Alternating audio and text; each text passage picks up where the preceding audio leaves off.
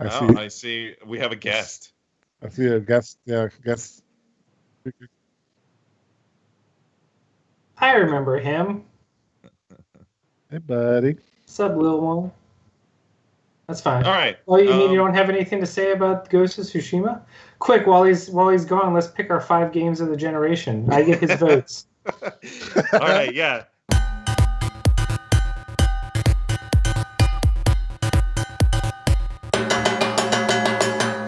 Welcome, everyone, to the Good Games Podcast. My name is James. I'm Leo. And I'm that Matt guy. Hey, it's that Welcome Matt back, guy. Matt. Matt is back. We were discussing Matt's apparent role on this podcast is to play all the PlayStation exclusives that Justin and I can't be bothered to play. Yeah, no. I guess I can't understand the concept of being a gamer with a gaming podcast, not wanting to play some of the best games of the year all the time. I'm an asshole. I'm just an asshole. And I know for a fact you have nothing else going on in your life. Oh, I got nothing. I've just nothing going on. I mean, as a professional courtesy, I will play any game that we review, even if I have like no interest in it originally. Yeah. In fairness to me, this is the first one that I've like absolutely opted out on. I played a little bit of The Last of Us. Yeah. I mean, I don't. You could barely call play. No, I'm an asshole for sure. But today we're going to be talking about the latest. This is his podcast, and this is how we're going to do it. Yeah. We're going to be talking about the latest PlayStation exclusive, The Last of Us, which is probably going to be one of the last big PlayStation exclusives, which is why our top 5... What? I'd say one of the last big games of the generation as a whole. Yes. Which is why our top 5 today... I was trying to segue. You ruined my segue. Which is why our top 5 today is the top 5 PlayStation 4 exclusives at the end of the generation here. All right, so I'll let, I don't know, what did you guys think of Ghost of Tsushima? You guys kick off the conversation here. It's a good game. All right, end the conversation. All right, so moving on. All right. Moving on. Good podcast. Yeah. Nailed that one. That was quality. Taking that one to the bank. I would say it was great.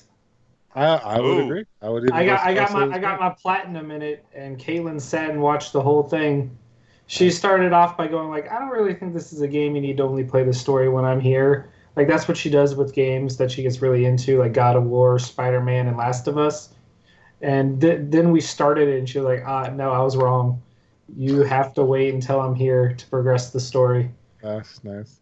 Which is always, for me, the barometer of a good game. Sure. And there's plenty to do while you're waiting, like exactly story chapters, right? Yeah. So what is the story of Ghost of Tsushima? Okay, so this is what I love about this game is because it doesn't really fall into a lot of the tropes you're used to.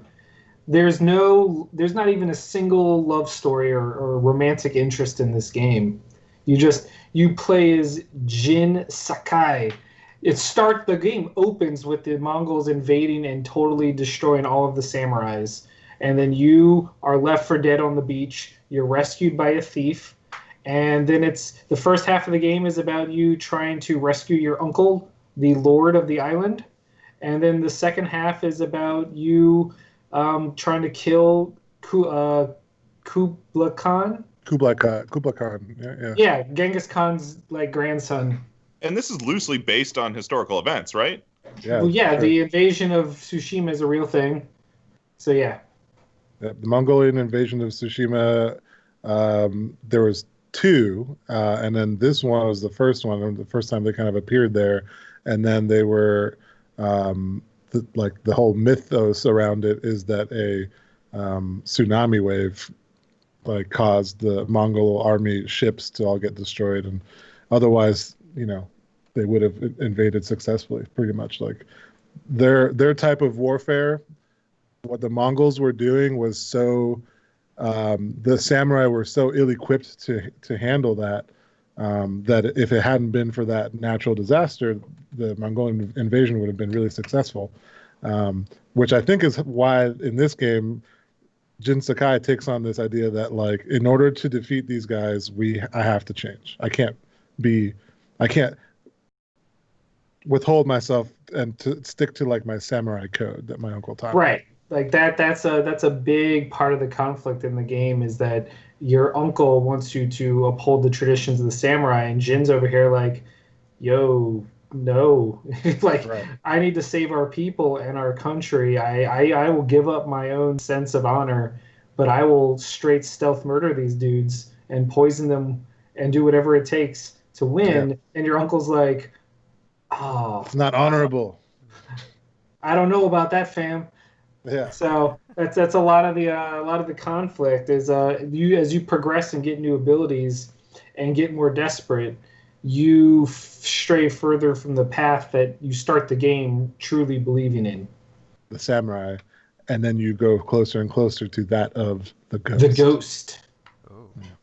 Now, I have to say that as a young man, I was what most would say weeaboo? a very, very heavy weeaboo personality.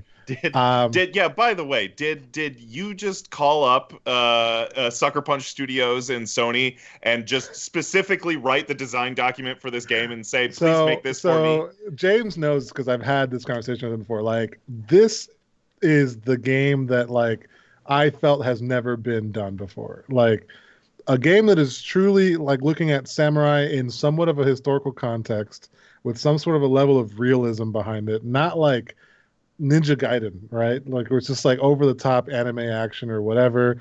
There's definitely some sort of almost like supernatural talent to this character, and I get that. But like the amount of attention that they gave like the detail of the island of Tsushima and like just like Japanese birds and like historical artifacts you can find and the honor system that like he's fighting against, like there's just so many things that this is exactly what I wanted like my whole life. I've wanted this kind of like so much so this is the first ever collector's edition I've ever purchased of a video game. Like I was that much enthralled. Just to let you know just how in depth they went with the not so much realism because this is heavily based on Japanese cinema's take on samurai in that land, not aiming for true historical accuracy, but this is one of I think the fourth only ever Western developed game that got perfect scores by Famitsu in Japan, and they specifically cited just like I believe it was which developer in Japan did they interview, and the interview went, what did you think about it? And he goes, I am ashamed that Japan did not make this game. Like this game is so good, it should have been made for us by us, but they were blown away by it, and just I'm torn because the game has like the Kurosawa mode where it goes into the black and white filter and changes the frames per second to match the film. Mm-hmm. So you can get like but the problem is like the game is so beautiful and color is such a big part of that I feel like you're almost missing out if you don't play it. Totally. Like this is a game that has their built-in photo mode, which lots of games have. Oh my but God, this game, it's a new level of quality, and it almost feels at home because of its cinematic like nature and homages. So you always want to like stop and take that picture, and you can change all these settings and make it even more cinematic. Oh man, I don't even know how many I took.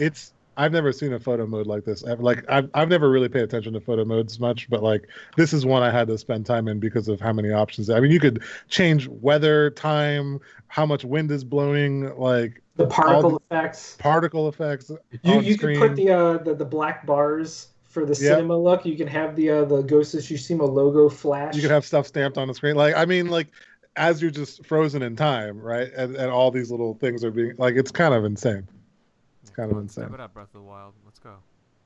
Yeah, well, this is to me. This is going to set the precedent in a lot of ways because there's like this type of genre. Yeah, for like open world games, like open world, and also navigation systems. Like the navigation system for this game is basically just color, wind, and how the wind is moving. Animals will be running in the direction you should go.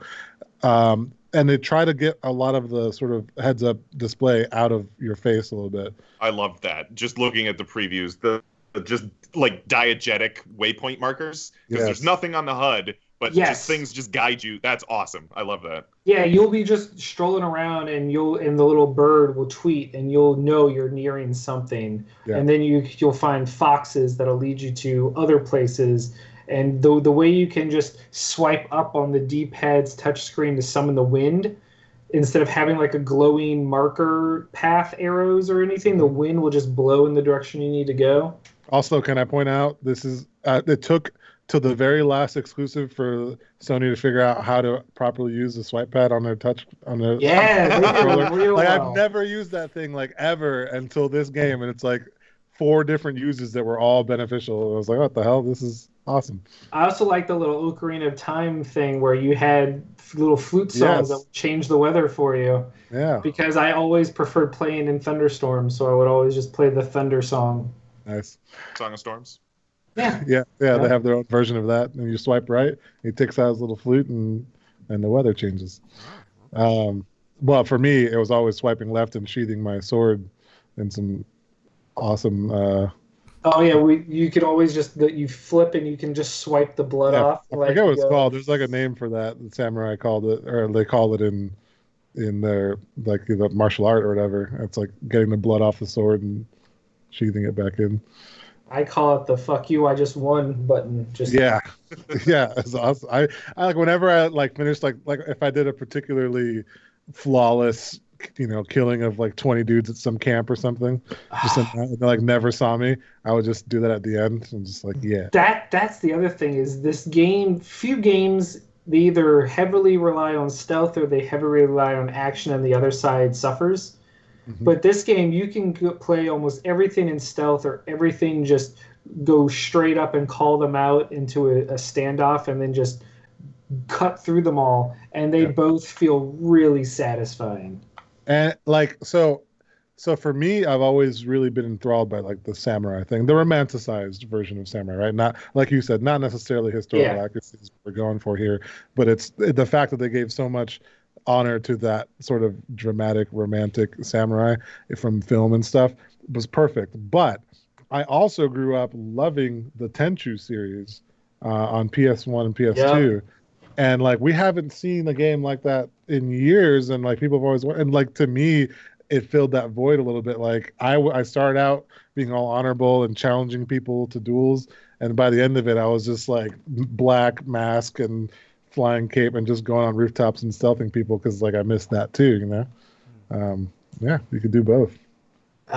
It's and the game with its upgrade system lets you tailor it. You can eventually unlock everything if you explore everything and 100% it, so you eventually get everything. But it's just really cool switching the stances so quickly based on who you're fighting. It just flows really naturally. The parry system is really well done. Well, the combat system is insanely good. And then once you unlock ghost mode, that is such a cool moment so James, when you can kill a certain amount of enemies in a row without taking damage yourself, you unlock ghost mode, which turns the screen into a black, white, and red filter. And it's like you going into like bloodlust mode, and you can one-hit kill anybody for 3 hits. And at the same time, all the Mongols start running away from you and like tripping over themselves. Yeah. They get terrorized. It's so cool. That's fantastic. Well, that feels particularly rewarding, I think, because the combat is so not that normally. So like as deadly as a weapon as the katana, they wanted the katana to feel very deadly. So when you do those call out duels, one strike will kill your opponent, and if you fail, you lose like almost your whole life. And then like in regular combat outside of that, it doesn't take long for you to die, but there's a lot of kind of blocking and counterplay and finding the right stance and everything. So it makes you think a lot while you're fighting. And like I said, they make it very easy to switch stances and stuff. So when you actually turn on that ghost mode and you get to just like 3 free kills, and they're bloody and gory and like it's so cool. It feels so rewarding. Like the combat is so rewarding in this game. Or when you can stealth kill a commander and do the terrorize thing. Yeah. When you unlock like slaughter. And you just decapitate their commander and hold his head up and go like, run. Yeah. It is Fantastic. The one thing I will say is if you do go stealth a lot, you'll find that like the AI is not perfect. Like No, there's they're definitely not smart.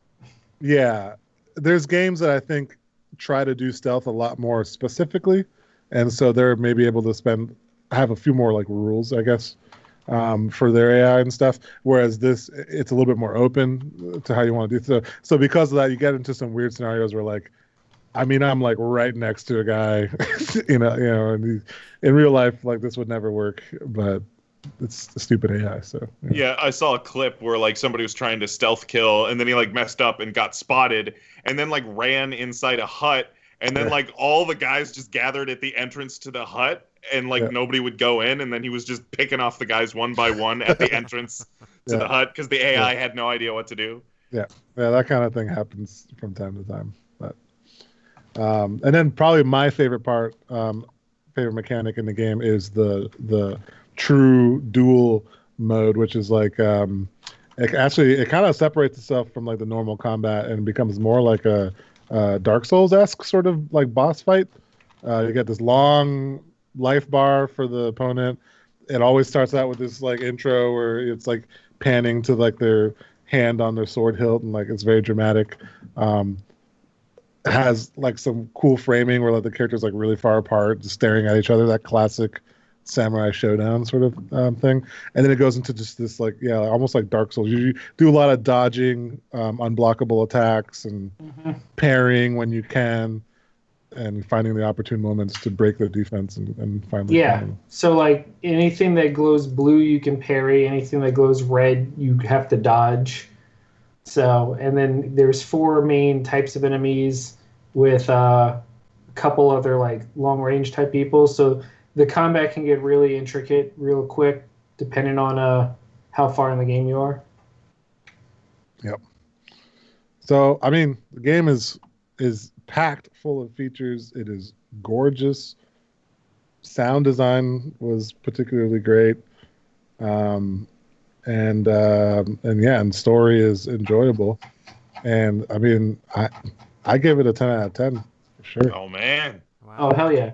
Like 100%. Like this was here's the thing that blew me away most about Ghost of Tsushima, and I know based on what you've been saying, you were always going to be a big fan of it. Oh yeah. Just based on the subject material. But for me, like so this game was revealed. There was like the 4 final PS4 games that had been like shown off all at once, and then they were drip released, and then they became like the final games of the PlayStation. Those were Last of Us 2, Spider-Man, Ghost of Tsushima, and what was the 4th one? It was the one that came out right before Spider-Man.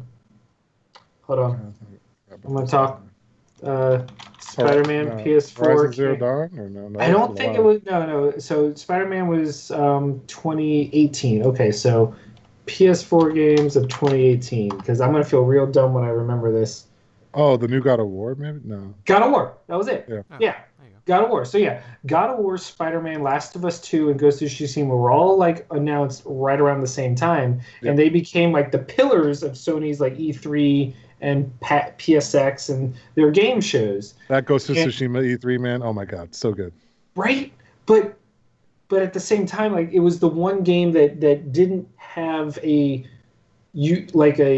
behind it that made you know that you were going to like it. It was totally brand new IP. It was completely unlike anything Sucker Punch had done. Yeah. You know, it especially, and it felt weird being the game released after Last of Us. Like when you played Last of Us, you think this should have been the PS4 swan song, and then Ghost of Tsushima comes out, and you're like, holy crap, this is so much better than I had ever thought. It showed me so many things about the open world genre that I'm going to be so bummed aren't taken over. Like, I don't think I ever appreciated the lack of a HUD as much as I did than when I was playing Ghost. Yep. Yeah, and that's what I mean. Like, it's setting a precedent that I hope people who, other open world games stemming from henceforth will look at this and go like, this was majorly successful. Let's try to do things like that. Also, just in general, games about fucking samurai. Can we just get more of those?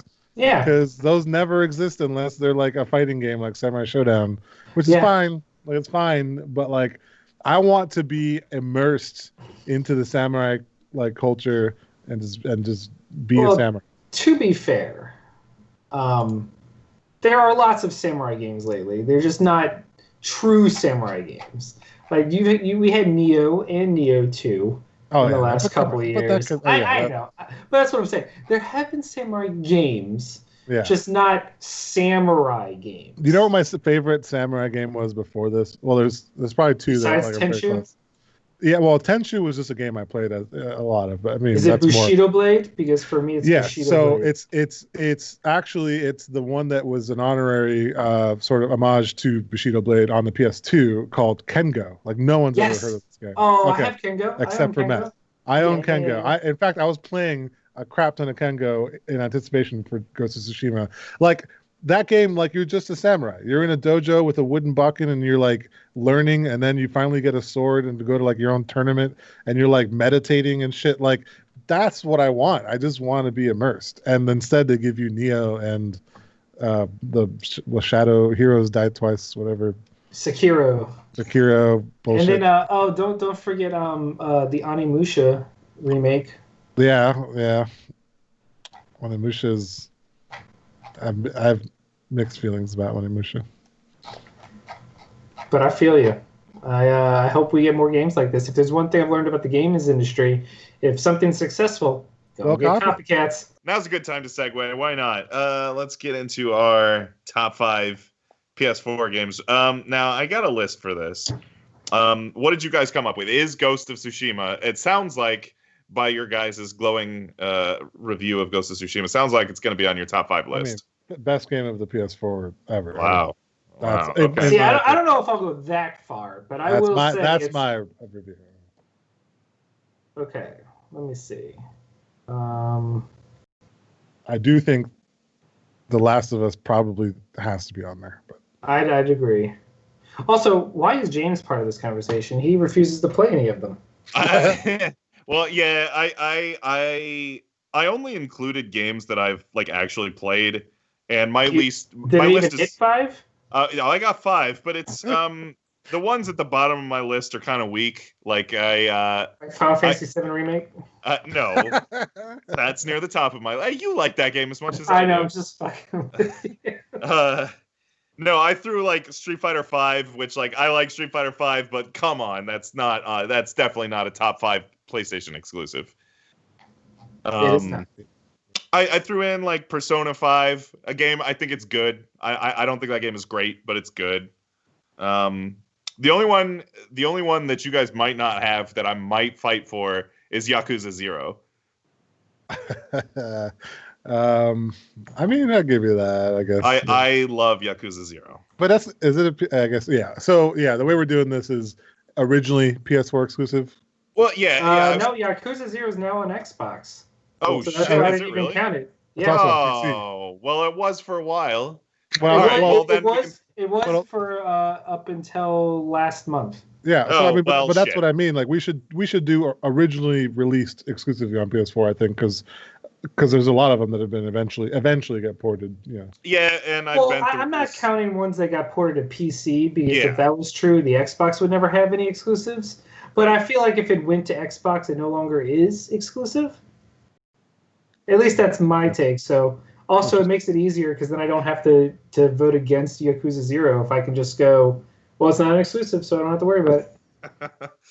Yeah, I don't know. However we want to do this, because there's games that obviously wind up on PC. There's games that apparently Yakuza had an Xbox release that I wasn't even aware of. But yeah, what's on your guys' list? Pretty much Last of Us, Ghost of Tsushima. I feel like Until Dawn deserves some consideration. Wow. Okay. I know if it was a top 10, I'd give you Until Dawn, but I don't know if I could let it crack top 5. Right. It's a controversial pick. I just had a lot of fun with that, Matt, for the same reason you talked about. Like, that's one that me and my wife kind of played together because, like, she was so entertained by just the silly story and everything. So that one made my list. If I may just interject real quick, just to let James know, Xbox just recently got 0, Kiwami, and Kiwami 2. So Nice. 3, 4, and 5, and 6 are still PlayStation exclusives. Yeah. But the first 3 are Xbox. I've been waiting for 3, 4, 5, and 6 to... Well, 6 is on PC, but I've been waiting for 3, 4, and 5 to come to PC. I'm eagerly awaiting... You do know you own a PlayStation, right? I know. I'm just an asshole. I guess I just don't understand the concept of depriving yourself from games you want to play for an undisclosed amount of years for no reason. Well, here's the thing. My wife is like taking the PlayStation like up into her office. So like now it's like less convenient for me to use the PlayStation because I got to like bring it out of her office and down to the living room, or I have to go to play in her office. Of all those times you were using it without that, right? Like. I know. I really have no excuse other than I'm just an asshole and I like to play everything on either the Switch or the PC. It's just, I don't know. That's just how I like to play it. I don't know. It's fine. When you get a PlayStation 5, we'll go through the whole thing again. All right. I'm trying to stall for Justin here in case he's got any more he wants to add to his list. So it sounded like a lukewarm interest in Yakuza 0. What about the only game I thought this might come up on maybe Matt's list? What about Bloodborne? Really? I'm not a Dark Souls guy, buddy. Bloodborne did nothing for me. That would I never even played it. Oh shit. Okay, that's the other game I'm waiting to come out on PC. That would be at the tippy top of my PlayStation exclusives. I have heard a lot of smoke to that. I have heard that as well. It is Sony is going to start putting their games on PC. Not all of them. What I've heard from my inside scoops, aka people that actually work there, is if a game has a sequel coming out on PlayStation 5, they're going to release the original on PC to drive up demand and just build easy revenue. That's why Horizon got dropped on PC. That's why you're going to see God of War will be hitting PC, most likely. You'll eventually see Spider-Man on PC. Stuff like that. But it's going to depend on when the sequels are announced and or coming out.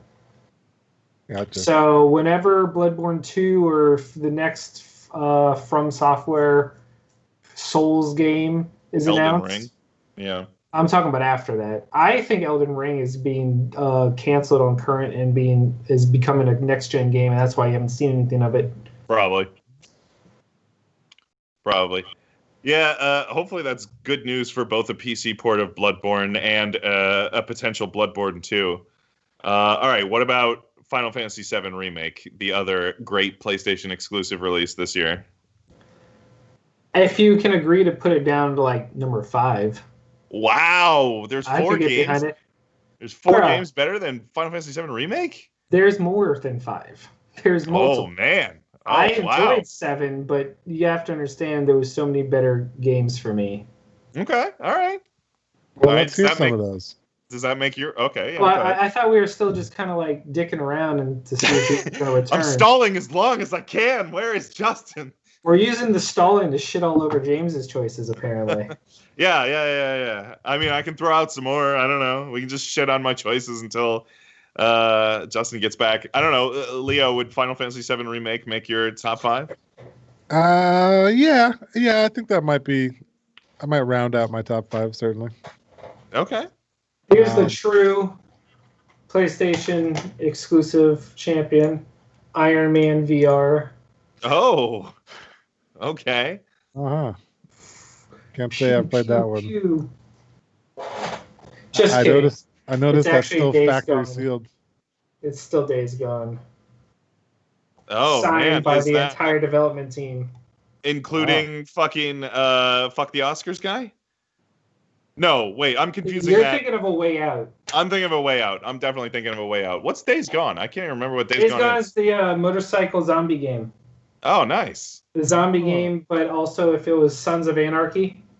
Right. It has kind of a Sons of Anarchy sort of look. I like that game because and I mentioned this in Ghost of Tsushima, but there's so many like story cliches that you can kind of see things coming, but I really appreciate a lot of the more recent Sony games have bucked that trend, and stuff like Last of Us completely swerves you. Days Gone flipped every cliche that you think would happen in a zombie post-apocalyptic storyline on its head, and it was great. I don't know if you care about spoilers, but I guess I won't go into any. But the story of that game was better than it has literally any right to be. Hey, the rule is if we're reviewing it on the Good Games podcast, we go full spoilers. So I mean, but we're not reviewing it, so no. But I mean, if we review that sometime, then we can. It's go like full 2.5 years old now. I don't know. I'll play it, man. Hey, like I said, as a professional courtesy, I'll play any game we decide to review, even if it's old. Okay, so I guess we can both agree, like Leo and I can both agree that Ghost and Last of Us should be on the list, right? It sounds like it. Absolutely. Okay, so I would also like to make a case for Marvel. Marvel. Spider-Man. Spider-Man. Yes. Okay. I can't disagree with that. Okay. So And it's because of that I know I will not get Astrobot Rescue Mission in, but I want it added as an honorable mention as your guest. All right, absolutely. Honorable mention as the best VR game of all time and one of the best platformers of all time. And it's so fucking cute. If you play it and your heart doesn't melt, you literally are dead inside. That has actually been scientifically proven. Just look it up. That makes me want to play it. Certainly. It's okay. So one of my good friends, Matt Piscatella, he's a analyst for the NPD. They're the ones that do all the video game sales analysis. And he will always agree with me that Astrobot is actually the all-time best PlayStation exclusive. Oh, wow. All right. In terms of sales. Oh, in terms of sales, no. It's just his personal favorite as well. Okay. Oh, okay. So, gotcha. Because when it actually comes down to it, Astrobot is my number one PlayStation exclusive. Wow. Oh, man. When I found out they announced the sequel for PS5, I was like, I am buying a PS5, I guess, right away. Good, huh? I will buy it. Right. Just for it. So the question is whether or not I'm going to have to use my honorable mention on 7 Remake or on Bloodborne, because it sounds like one of those two is not going to make it based on your guys' preferences. Well, it's such a shame because there's so many games that we haven't even talked about. Like, if we keep Final Fantasy VII on the list, then that's 4 or 5 right now. And that means we have to choose between God of War, Horizon, Uncharted, like all of these other big... All of those sound like a fourth or fifth spot. That's what I'm saying. Like, yeah.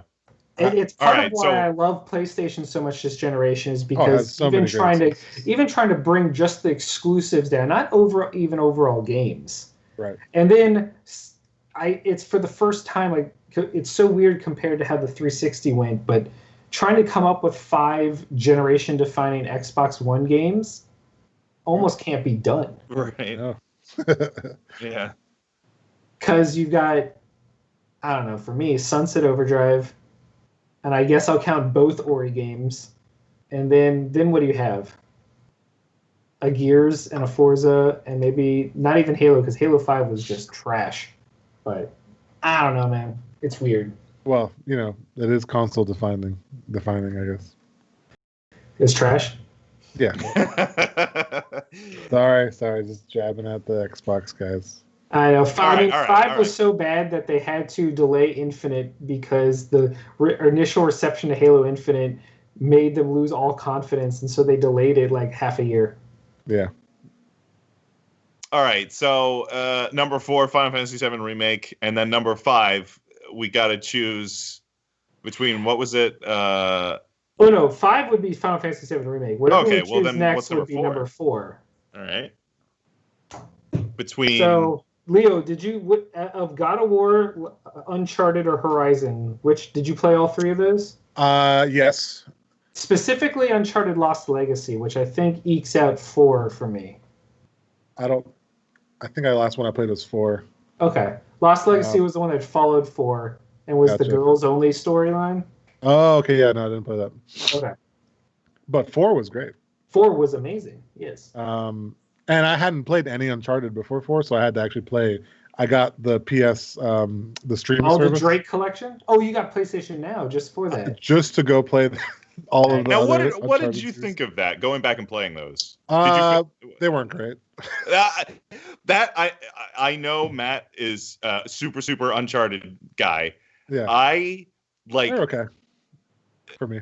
I just fucking struggled through all of those games. Yeah, I mean, they were simple. They were simple to me. Like the setting was kind of cool because I'm kind of a big Indiana Jones fan, so it's like it had that kind of a feel, which is cool. But it was just silly to me in terms of like game design.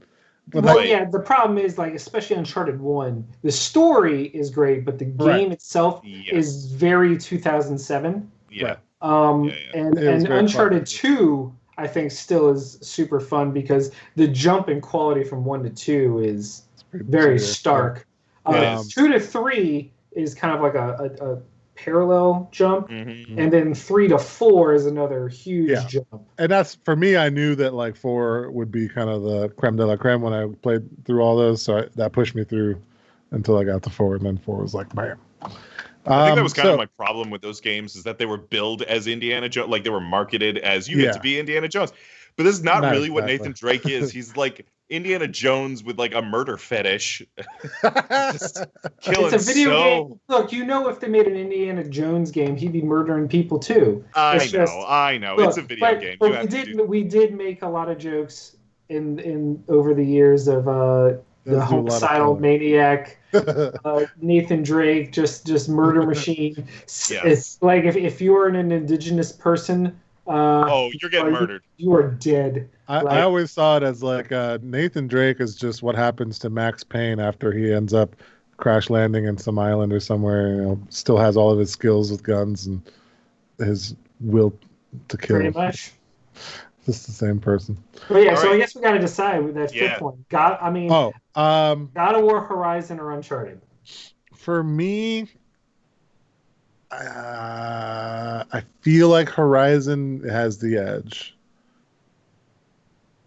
Because, like, I've never been a huge God of War guy, and I recognize that this latest release was like the best that I've played in terms of God of War, because like it was so different. So I like the direction that they took it in, but it's still like I tend to like more of an open world, totally unknown sort of like interesting world where like it's not based on Greek mythology or Norse mythology or whatever. Like it was kind of cool that it was just like exploring this, almost like it reminded me of Star Wars, where like they built this whole universe almost around the world of Horizon Zero Dawn, and it, in terms of an open world game, was like a game changer in a lot of ways. So I would say that one has the edge for me. Okay. All right. You can what? I completely forgot what our top 5 was at this point. I know it. Ghost of Tsushima was. We haven't figured out the placement yet. Right. Before we announced was Final Fantasy VII Remake. Yeah. Ghost of Tsushima. Yeah. Spider-Man. Yeah. Last of Us 2. Yeah. And now Astro Horizon. Bot is honorable mention. And Bloodborne. Bloodborne also an honorable mention. And now, what do you think of that, Justin? Now that you're back. Okay. Well. Okay. Or do you have anything else? Well, you actually put my 2 games on there already. Probably the only 2 games I really ever played on there, because I've only owned the PlayStation for 2 years. So, Spider-Man and Final Fantasy VII Remake. So, good job. You got my list. Nailed it. You covered it. So it just comes down to, do I agree with Horizon or do I want to fight for another one? And I'm going to have to say I agree with Horizon. I can't believe you're not going to fight for Uncharted. I love Uncharted, but again, let this signal to you how good PlayStation's exclusive lineup was this generation. It's a very close call. Very strong, very strong. Any of those, I think, could be in the top 5. The ones that we might, Uncharted, Horizon. Like if we were doing top 10, it'd be a lot easier to throw it on there. Like we'd be all happy. Absolutely. We would actually already have our top 10 right now. Bloodborne, Astro Bot, Uncharted. Don't forget Death Stranding. And then we could throw in Till Dawn at number 10. I don't care. Yeah. And we can throw Yes. Death Stranding in the trash. Yeah. You mean the best game of all time, James? It's on PC now. Shouldn't you be loving it? No, I have not. I still have yet to play it, actually. Yeah, same. And it Same. had so much hype originally. Same. I've been shitting on it, but I haven't actually played it. Yeah. All right. So that's. Wait. Did we decide on an order? Is that the order? We have not decided on the order yet. It sounded like Tsushima's first, right? Or I guess. I would put Spider-Man over Ghost. Wow. Personally, but it's bottom, so I tough think. For me. It's so hard because they're all so good. Well, I mean, especially those three. Like, oh, I don't know, man. Spider-Man was really, really good. It was good. I Spider-Man didn't over think. Ghost of Tsushima? Well, I don't think he would, but I don't know that I would, but like, it is a tough. That is a very close call. With how much you guys just praised that game, I'm surprised. But yeah, you guys a very were. Good game though. Well, you For didn't me, have me it's on to Ghost. praise Spider-Man, so. We'll have to do a review on Spider-Man next, and then figure out the We order. already did. That was. Oh, we did. No, you know what we can do? 50 episodes. PS5 with for Matt, Miles. though. With Matt. No, we can just wait till Miles comes out on PS5. Oh, It's true, an updated one. True. I'll have to go back and review our review of it to really remember who gets the edge. Well, what's funny is I remember us not. I remember we liked it, but I don't think we were like super duper jazzed about it. I remember it. I was didn't even super make jazzed. It didn't even make your top 5 games of the year that year. I went back and listened to that episode. You omitted Spider-Man from the 2018 games of the year. But remember that before it came out, I said it would be the game of the year. You and did. You were like on what platform? And I was like, it doesn't matter. This is it. The overall game? This is it. Our best game of the year. This is top honors for 2018. Here we go. Leo's going to start. Best overall game for me goes to Super Smash Brothers!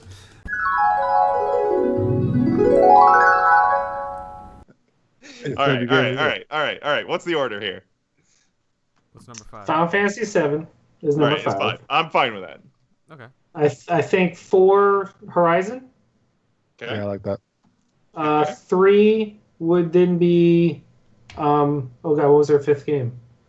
Okay, so then the question goes Spider-Man, Last of Us, or Ghost? I'm cool with Ghost being number 2 or 1. I don't know which. So for me personally, it would go Last, Ghost, Spider-Man. But honestly, those 3 could be mixed anyway, and I'd be happy. I think I would switch Spider-Man and Ghost there, but honestly, I don't care. The top 3, it's really hard to. Okay, so you'd say you'd switch Spider-Man and Ghost, which means you agree Last of Us at 3 as well. Yeah, I would agree with Last of Us. Okay, so we got the bottom 3 locked down.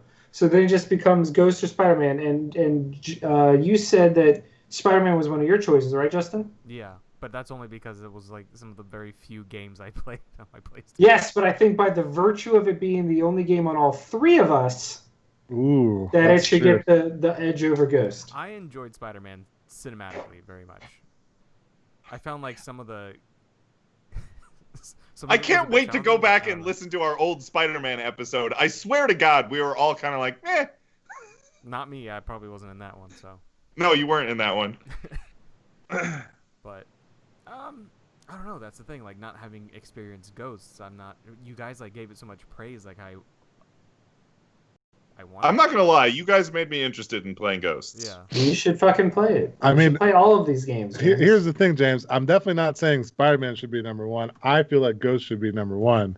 Okay. And I mean, like, we're making a little bit of a collaborative top 5 here, but I mean, I definitely think it should be in the top 3 for sure. Oh, that's a guarantee. But like, to me, The Last of Us 2, Spider-Man, and Ghost, the order of where we put doesn't. That's like, I think that it's hard to really, for a lot of people, have different reasons to choose. Do we have an actual tie here? The problem is, like, how much of it is recency bias? Like, it's Right. so easy for, like, the newest hype game to hold that echelon in your mind. So I always Sure. try and, like, keep that in the back And of that's my why head. that's why I definitely I like Spider-Man above Last of Us 2, because I do think Last of Us 2 had some shortcomings in the story that I wasn't I think as happy overall with the experience as I was with Spider-Man that I recall, as I recall it. Which is really saying worse Oh, for about the love of Last God, of let's Us just than put it is. Spider-Man at number 1. Can we just put No, Spider-Man what? at number 1? All right, fine. Spider-Man, I think- Ghost, Last of Us, Horizon, Final Fantasy, honorable mention, Astrobot, and Bloodborne. I like it. Fine. Sounds good I to like me. it. And Until Dawn. I feel like we're gonna have like an endless debate on which of those two damn games we're gonna. I am dying to listen to our Spider-Man review. My memory of that game was that it was good but not great, and that was our consensus. All right. Well, Anyway, just wait till this holiday when I play Miles, and then I shit all over you for your hatred. all right, there you have it. That's the definitive top 5 PlayStation 4 exclusives for this generation. All right. Let's endorse some stuff. Yeah. Yeah. All right. I'll go first. I got a quick one. Let me check a score real quick here. Oh my God, we're in overtime. All right, I'm gonna endorse sports.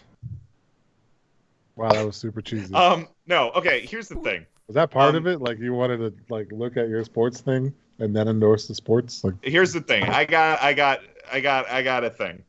We're entering. Obviously, it's coronavirus and everything's weird right now, and everything's subject to change and nothing is certain. But for like the first time ever, there are going to be a bunch of major sports all on television, all broadcast, all simultaneously. We're going to have, probably by the time most people are listening to this, we're going to have football season coinciding with baseball season, with basketball season, with hockey season. Like all these major sports have been delayed, so they're perfect all storm of sports. Yeah, get into sports, and specifically, I'm going to endorse hockey. The Tampa Bay Lightning are playing right now. They are almost, hopefully, we're tie game right now. Hopefully we win this. We'll be in the conference finals, which is like the semifinals for, the Stanley Cup. And then we win that and we'll play for the Stanley Cup. Anyway, I've been watching a lot of hockey. I usually don't watch the regular season of hockey. I just watch the Stanley Cup. But like hockey is such an exciking game. Like it's like soccer is. Oh my God, it's like nonstop action except for like when they, when there's not action, when they, flick the puck out of bounds, or when there's, a penalty or a whistle or something. But like when the game is on, it's just action always because it doesn't have the problem of soccer. Like soccer has this huge midfield where they're just passing the ball around forever. Like hockey doesn't have that. They get one goal in like 4 hours or something. Like, like the rink is so small, and like there's also the rink is so small, so you don't have that midfield problem of like the ball being in the center of the field and nothing's exciting. Also, can I just say how wildly impressive it is that they can get a goal, that anyone can do this at all. That it's a super impressive set of skills. It's crazy. People, I can't. First ice skating. Ice skating. I can't even do that. I can't do it. I cannot it's like, stand. Hey, you want to pick up a new? They can fly. It's insane. It is insane. Yeah. Their control on skates is so impressive, but at the same time, on the skate, they're passing this puck around, and like the alertness that they all have, because they're and the puck is moving 300 miles an hour too on this ice too. So the amount of control they have over themselves and the puck, and the awareness they have of where their teammates are and where the opposing team is. Because if you have the puck, the other guy can come just check you in the face and you're dead. So like you have to always be aware of where everyone is at all times, or else you get blown up. Anyway, hockey is very, very exciting. I like hockey. I'm going to endorse sports, specifically hockey. Pro hockey players must have PTSD, all that action. Yeah. I like hockey for the same reason I like basketball. Yeah, like that sort of smaller field. Yep, and there's always action. Always happens. They're always going back and forth, always moving. Yeah. Like, I love football, but there's a lot of downtime in football. Right. Yeah. Football, it's like that downtime until it kind of climaxes at some major end zone, drama, and then it kind of goes back to like, yeah. Well, let me tell you about my journey as it started with Ghost of Tsushima. So before Ghost of Tsushima came out, I was looking for ways to kill the time and do something with my excitement for this game to be released. So I started watching lots of classic samurai cinema. Some Kurosawa? Some Kurosawa, some other just random things recommended by people that were like sort of in that, kind of like an homage, to those classic films and stuff. And then I started watching some anime here and there, just different Japanese things. And then that led to me saying like, hey, let me try learning some Japanese. Cause like, I was just like chilling out with a newborn and a phone in my hand, couldn't really be on the computer. And so I already endorsed previously Duolingo for that reason. Well, let me go and continue with that and say, then I thought, how cool would it be to like practice Japanese in a way that is like fun and interesting for me?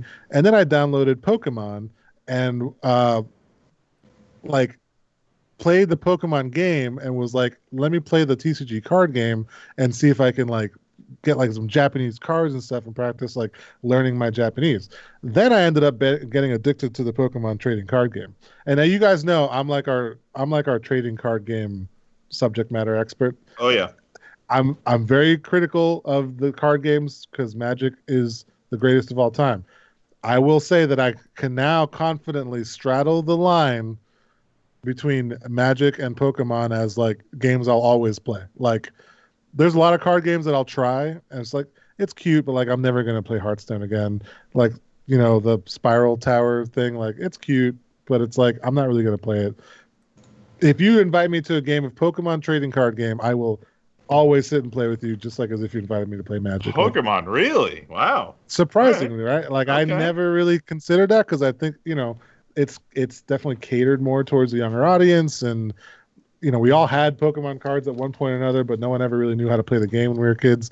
I went back and actually like learned how to play the game, got it plugged into the community a little bit. They have a free software you can download, just like MTG. It's called the Pokemon Online or something. And yeah, it's a fantastic game. It's better than most TCGs that like a lot of people really like get into these days. So surprisingly good. I endorse the Pokemon trading card. It really just Pokemon in general. Sword and Shield is good. Pokemon Go. Yeah. Like there's just Pokemon, man. Especially the expansion for Sword Shield. Like very good. Really? Okay. Just play Pokemon, guys. It's all good. It's still good. Nice. I just like it a released lot. That became that bored. They just released Mega Evolutions into. I saw that. Yeah, I don't know what that means yet in terms of like Pokemon Go, like Pokemon steroids. So you do. I know what a Pokemon Evolution. You do Pokemon Mega Raids, and instead of catching a Pokemon, you get Mega Energy, and then you can use that energy to Mega evolve specific Pokemon, but it's only for a timed set amount. So you have to save that energy for when you're about to go into a raid or a PvP, and then you can activate the Mega Evolution, and for a brief couple minutes, they're like stupid powerful. So that's my problem. Is I just reinstalled Pokemon Go. As I said, like as part of this endorsement, like once I started getting into Pokemon, I just got into all these Pokemon things at the same time, and I hadn't played Pokemon Go since it originally came out, like that summer when everyone was outside for some reason, and so now they have added all these people went outside. Dude, everyone came out of the woodworks for Pokemon Go. Like people were just walking outside, and it's like I've never seen you outside in my life, and you're out there playing Pokemon. It's amazing. Cemetery, right? It's kind of incredible. So that I didn't really get to touch on that, but like that's one reason I think I will like always like Pokemon now is like I appreciate how many people just like know what Pokemon is. Like millions of people are just like, oh yeah, like the brand is just crazy. Anyway, all that to say, I didn't even know what raids were. I was before PvP was a thing, like so I don't know a lot about that stuff. Well, one of my favorite things about it is they just added the ability to invite friends to raids, so you don't even have to be there anymore. You just have to be friends with someone, and I can invite you, and you can be chilling at your home. One thing I really love about Pokemon Go is that out of any game I've ever played, mobile games specifically, or anything in general, it has been the most aggressive in adapting to COVID. And they've made a significant amount of changes to allow the game to be fully enjoyed without having to be outside with groups of people amassed around you. They've done so much stuff to make it a safer game to play right now, and you got to give them credit for that. Absolutely. Good job, All right. Niantic. I don't know how to say their company. Niantic. Yeah, Niantic. You got anything, Justin? My recommendations are always horrible, but I'll recommend Candy. Oh, hell yeah. I'll second that. Candy's fucking great. Wait, what candy? I will judge you so hard. Oh, I found these. Like Tic Tacs or something. Like Warheads. Oh, yeah, hell yeah! I'll take some Warheads. Warheads, yeah, Warheads are good. I've never seen I've never seen a tube of Warheads like that though. Like little mini ones. Oh. Like little mini heart candies. Like little tiny cool. ones. So you don't have to fiddle with that damn itty bitty package. You pop it the individual wrapping. Yeah. And sometimes there's a guy at work. Sometimes sticky. like we do like challenges at work. Like we'll bring in certain items that we're like, everyone hasn't tried, or like spice challenge, or like weird challenges. Like his thing was like try to eat 6 saltine crackers in like less than a minute or something. Oh yeah, like impossible challenges like that. And this guy said like he's never had a Warhead, and so we're like, I wonder how he'll react. Like people who've had Warhead, it's like it's sour, but it's not crazy. But you gotta give him the yellow one because that's like the most sour. The really really sour one, and I think he said he like thought that he tried it and it was so bad he had to spit it out. So I'm kind of interested. I want to do like a Warhead sour challenge and bring it into him one day when we go back to the office. See, like I love sour candy to the point where I want to find like the most sour candy, and so far like you're on a mission. Yeah, it's like kind of between Warhead and Sour Punch Kids. Oh yeah, I could see where the Sour Patch Kids to me gets sweet pretty fast, but yeah. But like I don't know. I just want like deep down, I want a candy that's gonna sour. On a quest. Yeah. On a quest for the sourest burn candy. a hole in my tongue. Okay. Justin, you're gonna wind up with ulcers, my friend. But go for it. Okay. That's it. That's my endorsement. Sour candy. All right. Sour candy and ulcers. Matt, you got anything to endorse?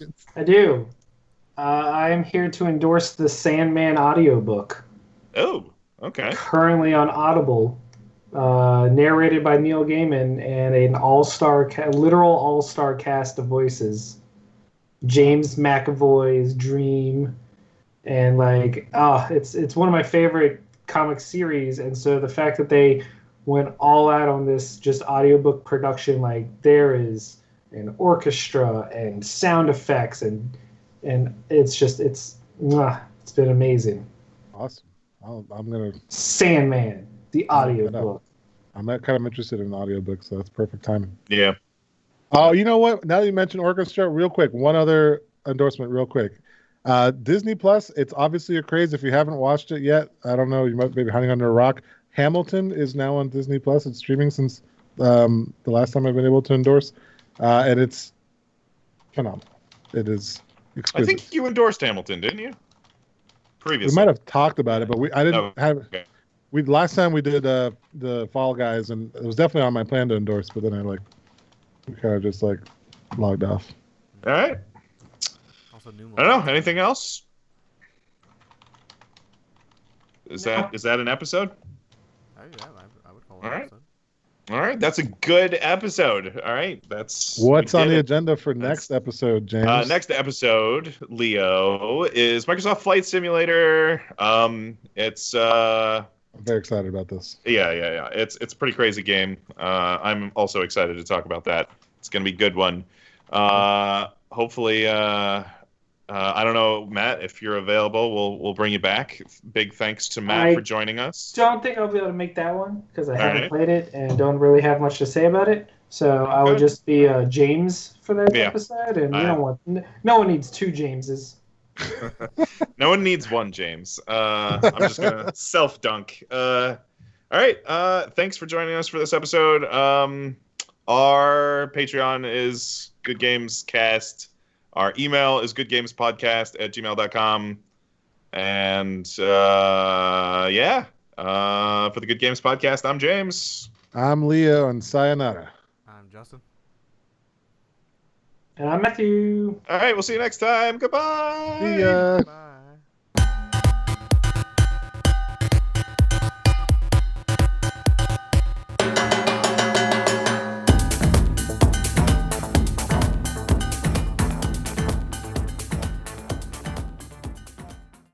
Gangster. my little absence. Yeah, Ethan wasn't going to sleep, but then actually came in. She's like, I gotta pee.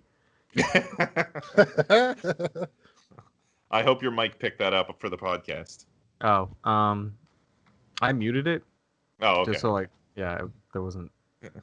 That's hard I to hope say. there was going to be like, It's obviously in the Skype one. like a. If so, that goes on the bumper for Yeah. sure.